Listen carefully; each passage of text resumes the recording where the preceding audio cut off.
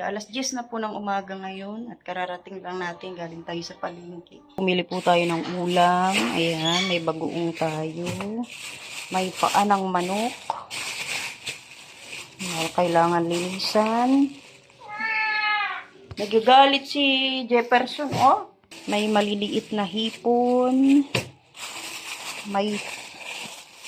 May tokwa, tapos may sili. Pakbet. Oh, may pakbet tayo. Saging. Banana. Anong gusto mong ulam, Pure? Tapos, meron tayong tilapia. Ayan, magpiprito tayo ng tilapia. Tulog pa. Tapos, bumili rin tayo ng bituka ng baboy. Ito request ng anak kong bunso. Ayan, bituka ng baboy. Tapos may dugo.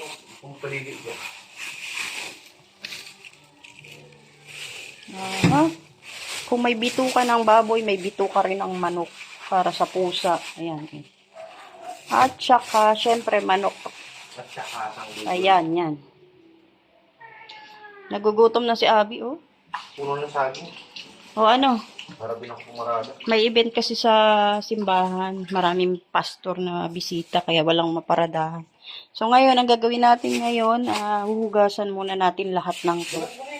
Bago tayo magluluto. Ha? Dahil tokwa raw ang gusto ni Pure Health, ito. Magpiprito na tayo ng tokwa. Gulay na lang muna iluto natin, Pure. Gulay, tsaka tukwa. Ito, oh. Tsaka isda, no? Pakbet na lang po yung iluluto natin. So, ito, hugasan muna natin lahat. Ilalagay natin sa rep. Nagagalit na yung pusa, oh! Jefferson! Si Abby nagugutom na. Wala naman trabaho yan.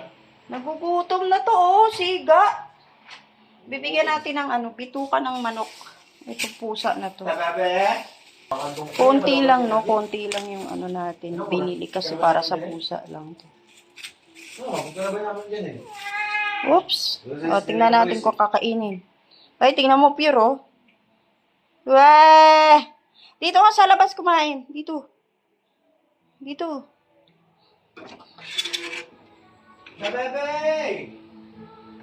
Yung mga pinamili ko, huhugasan po natin. Sunahin natin yung tokwa kasi request ni Pure Health to. Iluluto na rin pati natin. 6 na piraso lang po yan. Oops. Sigasan natin bago natin i-prito, diba?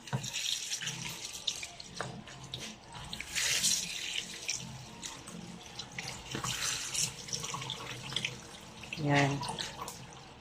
Tapos, patutuluin natin.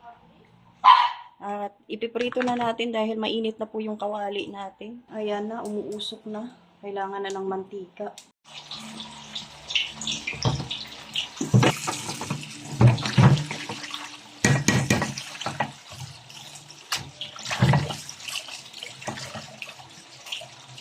Hindi naman pala eh.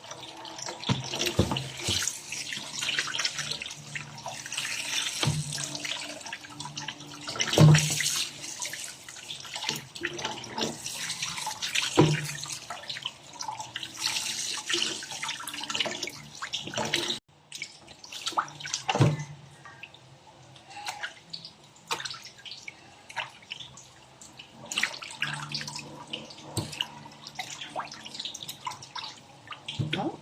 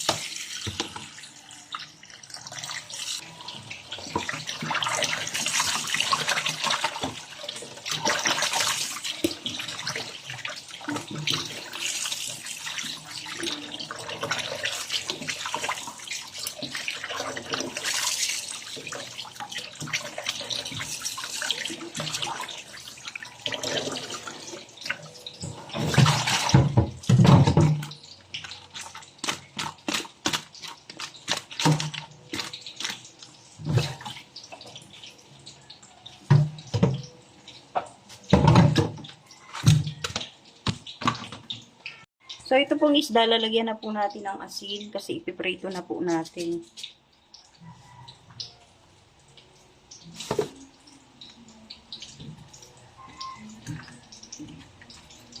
Kasi nakasalang na po yung ano natin, yung tokwa. So, isusurod na po natin tong isda.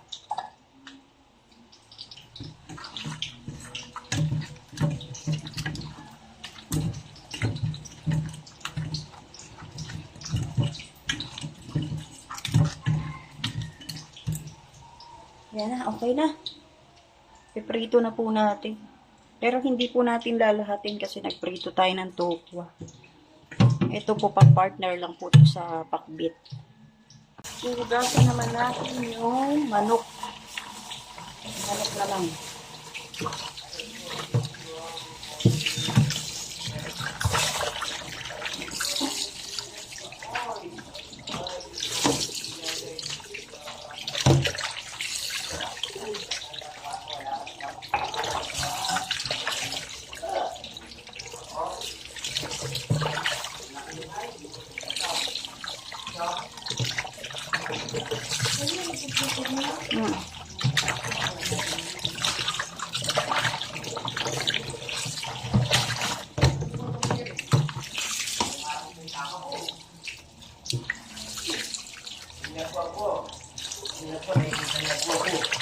Wala kami yan po eh. Buksan mo. Itim na po, namumula na. Oh! Ang itim na, oh! Ano na muna, Lola, oh? Ano yun? Tanggol pa nga yan eh. Tanggol pa nga nakakila yan eh. Tanggol na, nagkila.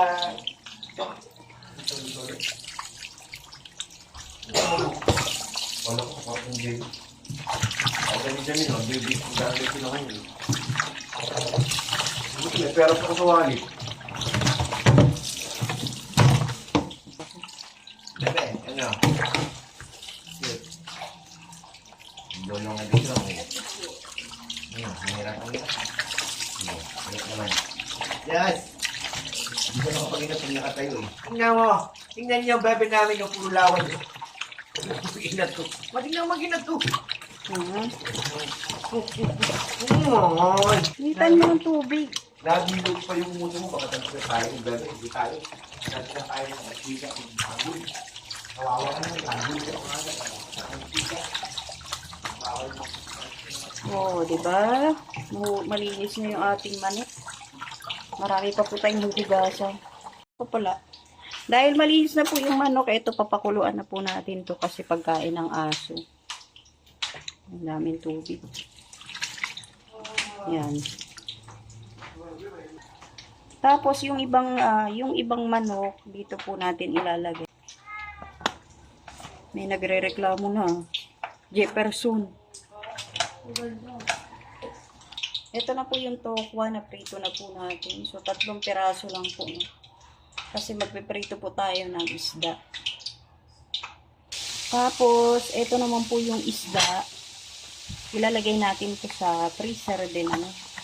Kasi konti lang po yung prinito natin isda. Dahil may tokwa na nga po. Yan. Ngayon, huhugasan naman po natin ito. Yung bituka ng baboy. Pero hindi pa natin lulutuin. Ay, ano ito?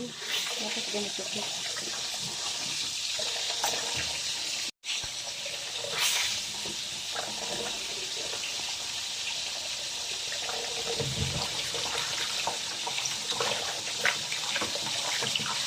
Habang nagpiprito tayo ng isda, ito, hugasan naman natin ito.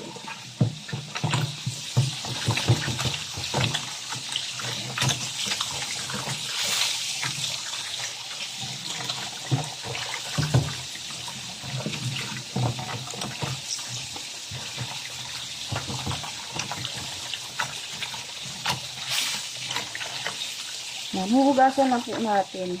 Hindi natin pakakaayusin kasi lilinisin pa po natin ito pag niluto na. Yan. Ngayon, ilalagay na po natin sa lalagyan at ilalagay din natin sa ref.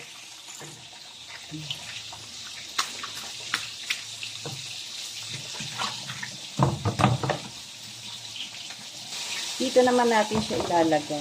Ayan, pinatulo natin. Oops. So, abangan nyo po, iluluto po natin to, no? Sa ngayon, lagay muna natin sa ref. Tapos, ang isusunod naman natin ay ito, pakbit na muna kasi iluluto na po natin yung pakbit.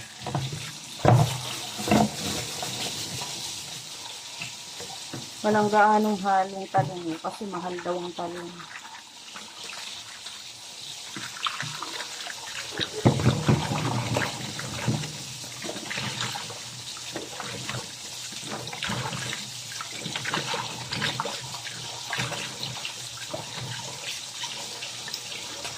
Mahal ang gulay na yun.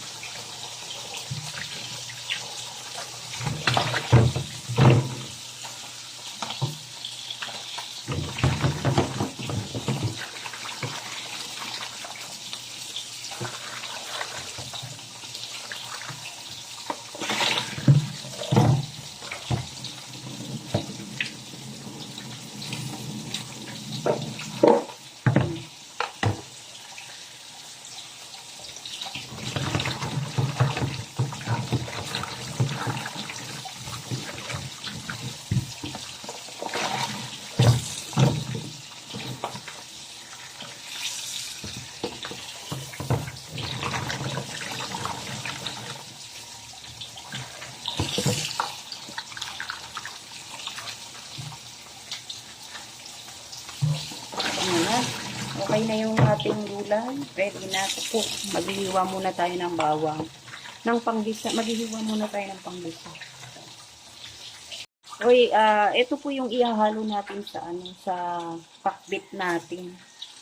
Hugasan na rin natin.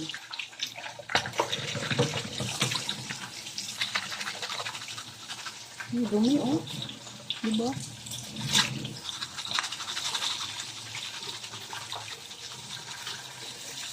Tingnan nyo, oh, ang dumi.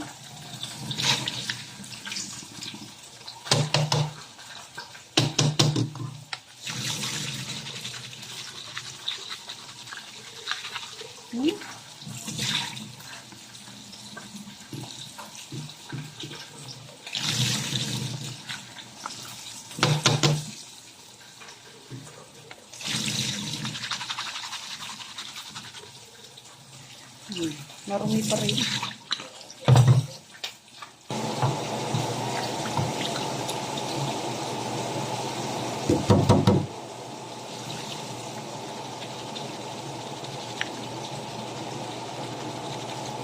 Oops, konti na lang.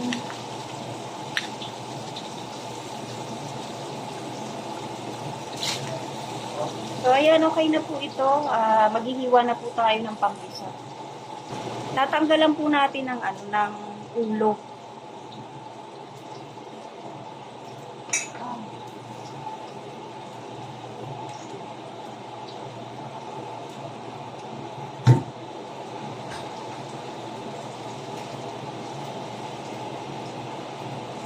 Wow ka.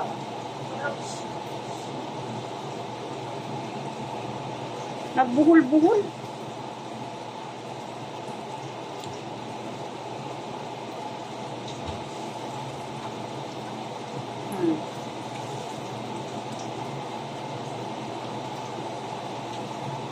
Yan.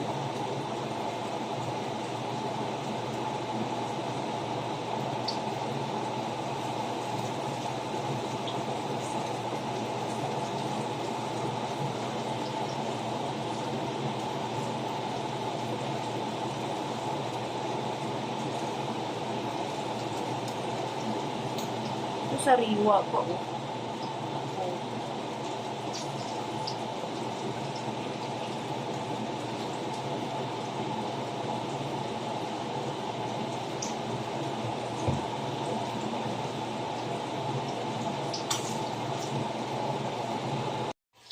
Oh, eto na po yung hipon. Hipon bang tawag dito? Tinanggalan na lang natin ang ulo para mas madaling kainin. Ayan. Ihalo po natin to sa gulay. Ito na po yung panggisa natin ng gulay. Ready na. So, iluluto po muna natin. Bago natin ipagpatuloy yung mga huhugasan natin at ililigpit po natin yan maya-maya. Ito na po yung pritong tilapia. Okay na po, naprito na po natin. So, nilagay muna natin dito para tumulo yung mantika. Ito na po yung kaserola natin. Ready na po, iluluto na po natin yung pakbit. Ito na po yung bawang nilagay na natin. Luto na rin yung pagkain ng aso. Ayan, nilagay na rin natin yung bawang at sibuyas. Tapos konting bagoong lang kasi konti lang naman yung gulay natin. Tapos lagyan na natin ng tubig. Ayan, isang tasa. Isang tasa ng tubig. Ito na po yung mga hinugasan natin. Ito yung tokwa. Bituka ng manok, isda, isaw, at saka yung manok. Ilalagay muna natin sa ref. So, ito na po yung naluto natin. Pritong isda at pritong tokwa. Ito naman yung hipon na ilalagay natin doon sa pakbit. So, ngayon, lalagay muna natin to doon para iligpit muna natin. Para malinis yung mesa at kakain na po kami. Dahil kumukulo na, titikman natin yung alat. Kasi may bagoong. Ay, okay na yung alat niya. Sobrang alat pala ng bagoong na yan. Tapos, i-ano natin yung ulo ng hipon. Yan. Para maglasa siya, di ba?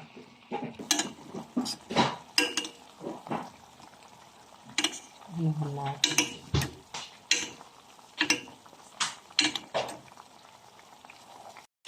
Tapos, lagyan natin ng pampalasa. Ayan, konti lang. Tapos, lagay na natin itong binalatan nating hipon.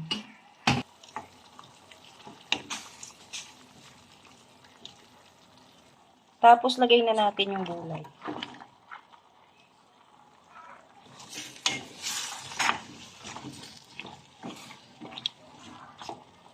Takpan muna natin. Ayan, paluto na po yung gulay natin. May lasa na rin po siya. Ngayon, lalagyan natin siya ng paminta at saka chili, garlic oil ni Papa Jomar. Ayan, lalagyan ko na ng paminta. Maluluto na kasi. Tapos, lalagyan natin ng chili, garlic oil ni Papa Joms para medyo maanghang. So, ganito lang kakonti. Konti na lang maluluto na.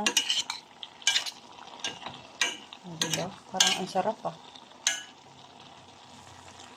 Takpan po muna natin. Sandali na lang po, luto na yan. Tapos dito naman, ito naman yung sausawan ng tokwa. So, ang nilagay po natin dito, asukal, tsaka suka. Maghihiwa lang tayo ng sibuyas, ilalagay natin dito, no? Tapos lalagyan natin ng konting toyo para may konting alat, no? Hindi lang tamis.